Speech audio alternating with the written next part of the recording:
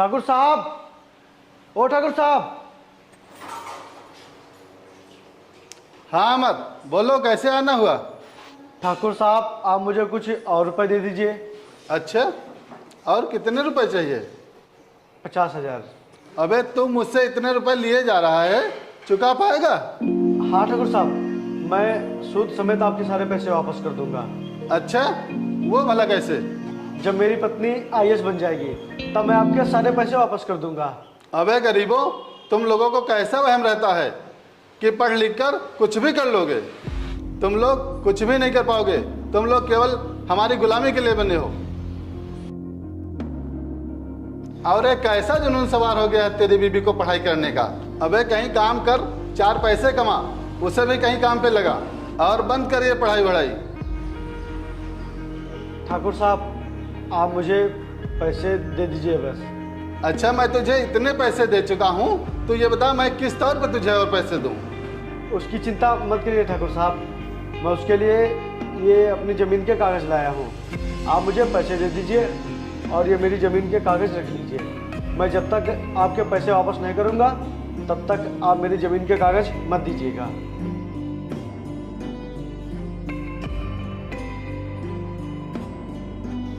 ठीक है, जैसी तेरी मर्जी।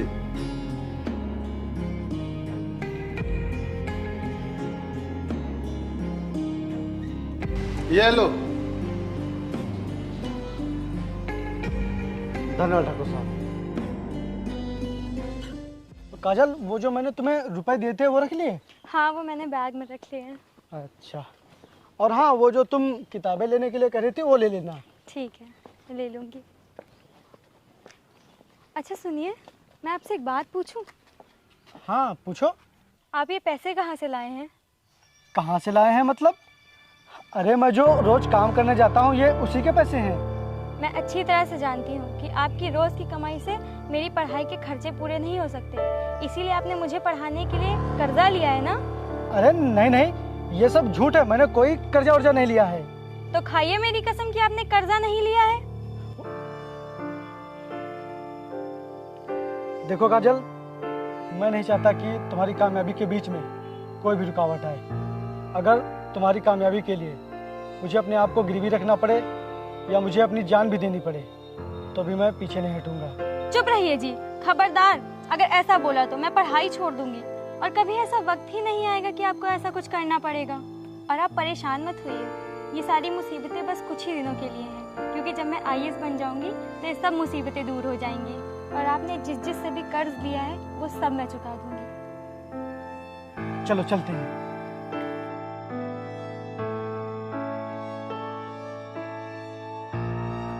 अबे तो फिर आगे पैसे मांगने?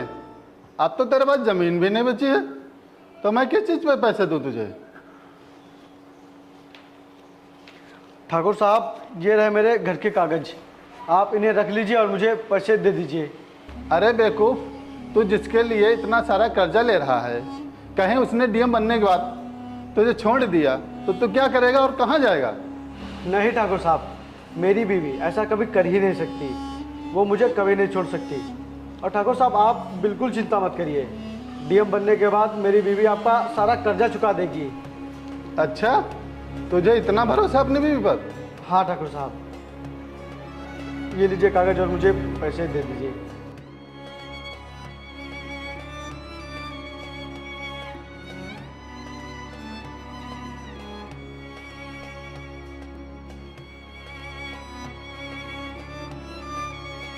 चलिए जी।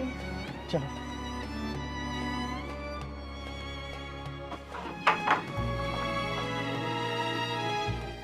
काजल, ये लो, खाना खा लो, बाद में पढ़ाई करना।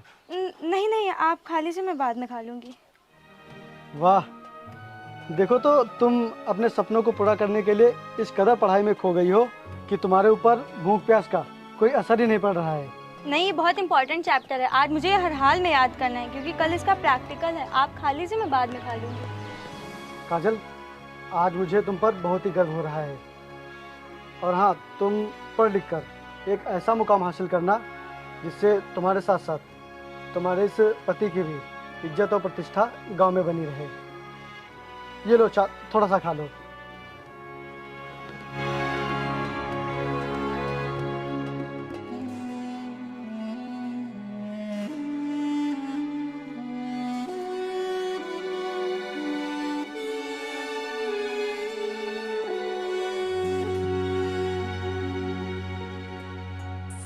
अरे काजल, आ गई तुम?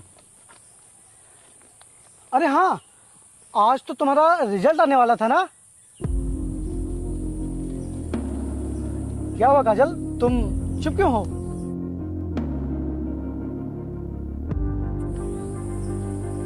क्या हुआ काजल, तुम चुप क्यों हो? क्या तुम पास नहीं हुए क्या? नहीं जी, मैं पास हो गई हूँ। अरे वाह, मेरी काजल आईएएस बन गई। अब तो तुम कार से चलोगी और तुम्हारे पीछे सिक्योरिटी गार्ड भी चलेंगे। आज मैं बहुत खुश हूँ काजल। आज तुमने मुझे बहुत ही अनमोल खुशी दी है, जिसका इंतजार मुझे तब से था जब से तुमने आईएएस की पढ़ाई शुरू की थी। काजल, आज मुझे तुम्हारे ऊपर बहुत ही गर्व हो रहा है। मुझे एक ऐसी पत्नी मिली है जिसे आज किसी के सहारे की ज़रूरत नहीं है, जो आज खुद अपने पैरों पर खड़ी है। नहीं जी, आपकी मेहनत के बिना यहाँ तक पहुँचना आसान नहीं था। अगर आपको नहीं, गर्व तो मुझे है कि मैं आपकी पत्नी हूँ, और मैं भगवान से यही कहूँगी कि हर लड़की को आपके जैसा पति मिले। तो डीएम साहिबा, अब कब से ज्वाइनिंग है आपकी? बस अगले महीने से।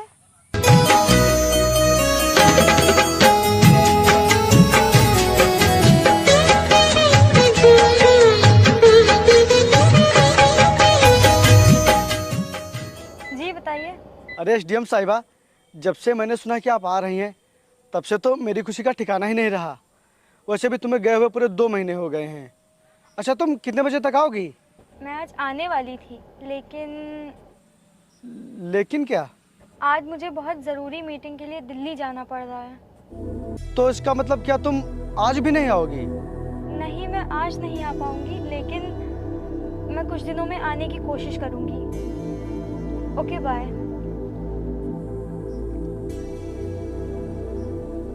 अब की आने दो इसे।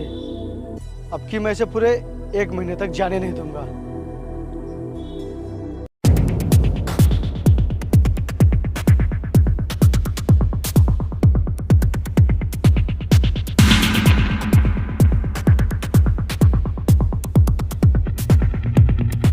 तुम लोग यहीं रुको। लेकिन मैम, हम आपको अकेला कैसे छोड़ सकते हैं? मैंने कहा ना यहीं रुको। This is my order. Okay ma'am.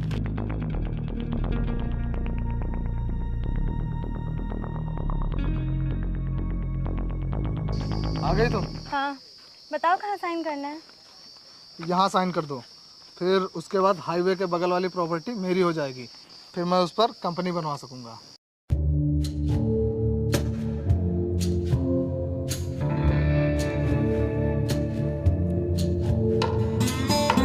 बोलिए, आपको इस काम के कितने रुपए चाहिए? मैं प्यार के बीच में पैसा नहीं लाती। अगर मैंने तुमसे पैसे ले लिए तो हमारे रिलेशन का मतलब ही क्या रह जाएगा? चलो, कम से कम कुछ तो ख्याल है तुम्हें हमारे रिलेशनशिप के बारे में। इसीलिए मैं कहता हूँ, क्यों ना हम इस रिलेशनशिप को शादी में बदल दें। शादी? हाँ, शादी। क्यों, क्या हुआ? क्या तुम्हारी शादी हो गई है? नहीं नहीं, क्या आपको मुझे देख के लग रहा है मेरी शादी हो गई है? अरे नहीं नहीं, इसीलिए तो मैं आपसे बोल रहा हूँ शादी करने के लिए। कोई जल्दबाजी नहीं है, आप 2-3 दिन में सोच के बता दीजिएगा। ओके ओके, तो फिर मैं चलती हूँ। हाँ, बाय बाय।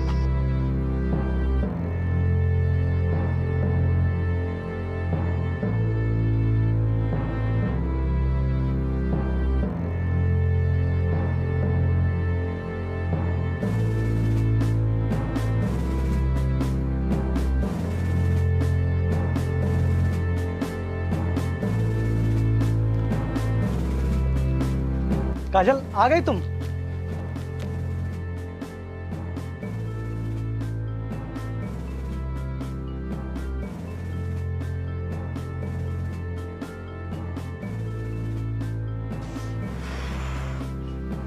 उफ, कितनी गर्मी है यहाँ पे। मैं पानी लेकर आता हूँ तुम्हारे लिए।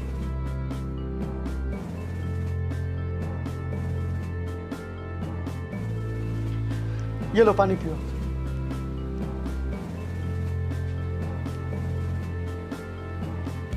इतने दिनों बाद घर आई हूँ, ढंग से ठंडा पानी भी नहीं पिला सकते?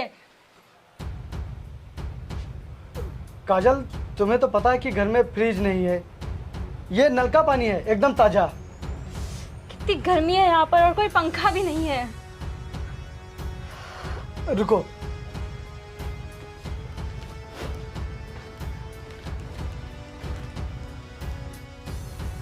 अच्छा क्या काजल जो तुम आ गई, और हाँ अब मैं तुम्हें पूरे 1 महीने तक जाने नहीं दूंगा। 1 महीना? मैं यहाँ 1 घंटे भी नहीं रुकूंगी, मैं जा रही हूँ। काजल ये तुम्हें अचानक से क्या हो गया है? पहले तो तुम ऐसी नहीं थी, ये अचानक से इतना बदलाव कैसे?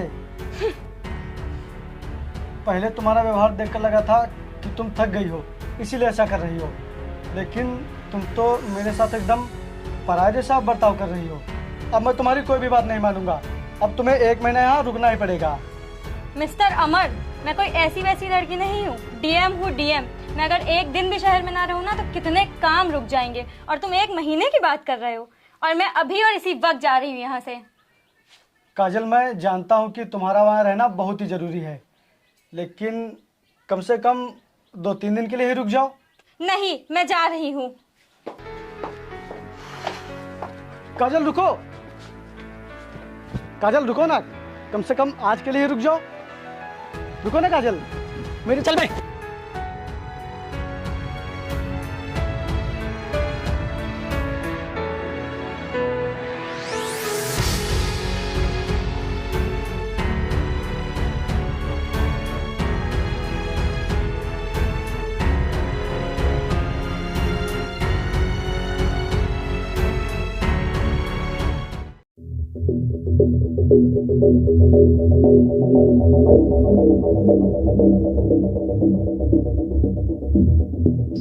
तुम लोग यहीं रुको। Okay ma'am.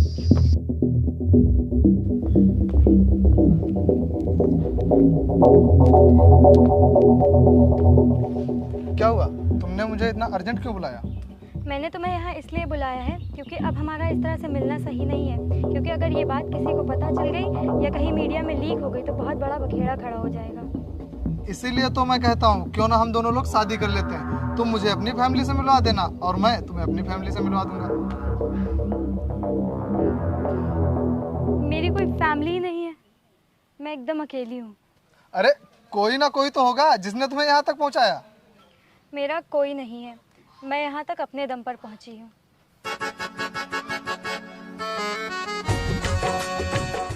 तो फिर हम ऐसा करते हैं, कल हम दोनों मंदिर में भगवान को साक्षी मानकर शादी कर लेते हैं।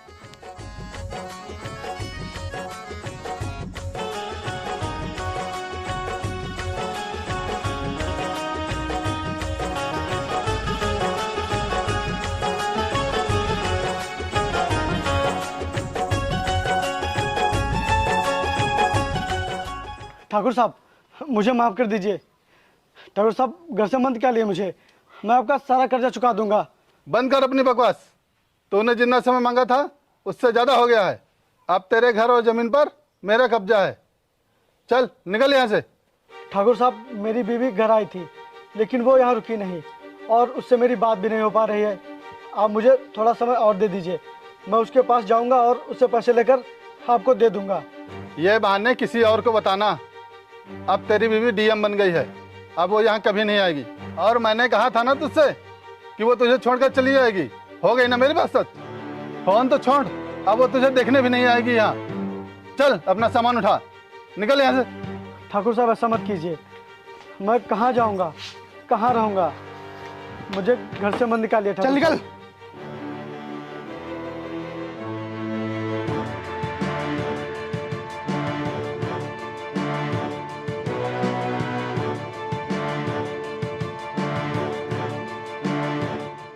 रे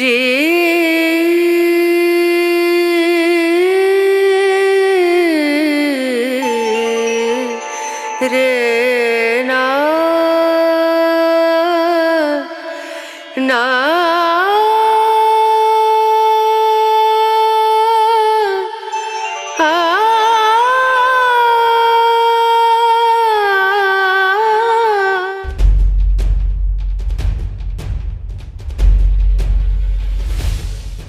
प्लीज़ मुझे माफ़ कर दीजिए, प्लीज़ प्लीज़ मुझे माफ़ कर दीजिए। काजल तुम उठो, तुम तो दिल्ली चली गई थी? हाँ गई थी, लेकिन अब कभी नहीं जाऊंगी। मैं आपके पास वापस आ गई हूँ। नहीं करनी मुझे ऐसी नौकरी जो मुझे आपसे दूर कर दे। काजल, तुम ये क्या कर रही हो? तुमने जिस नौकरी के लिए इतनी मेहनत की, इतनी पढ़ाई की, आज तुम उस नौकरी को छोड़ने के लिए कह रही हो? ऐसी नौकरी किस काम की जो मुझे आपसे दूर कर दे। और अगर मैं वहाँ नौकरी करूँगी तो आपको खो दूँगी, और मैं आपको खोना नहीं चाहती हूँ, क्योंकि मैं जो कुछ भी आज हूँ सिर्फ आपकी वजह से हूँ। लेकिन काजल, ऐसा क्या हुआ है जो तुमने ये फैसला ले लिया? नहीं, मैं शादी नहीं कर सकती। क्यों, क्या हुआ काजल? क्योंकि मैं शादीशुदा हूँ। क्या? हाँ, और मैं ऐसे इंसान की पत्नी हूँ जो औरों के लिए इंसान होगा, लेकिन मेरे लिए किसी देवता से कम नहीं है, क्योंकि आज मैं जो कुछ भी हूँ सिर्फ उन्हीं की वजह से हूँ। और अगर मैंने ये शादी कर ली तो उस इंसान के साथ बहुत गलत होगा जिसने कभी मेरा बुरा नहीं चाहा है। इसीलिए मैं उसके पास जा रही हूँ। रुको, अगर तुम्हारी पहले शादी हो चुकी थी तो तुमने मुझे पहले क्यों नहीं बताया? अपनी बेइज्जती के डर से, क्योंकि वो गांव में रहते हैं इसीलिए।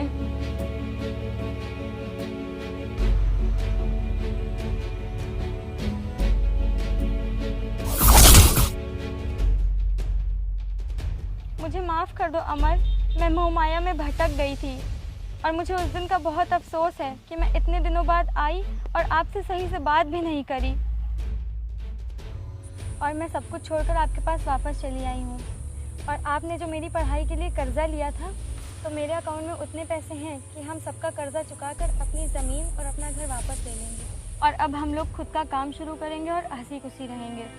प्लीज़ मना मत करना, आपको मेरी कसम है।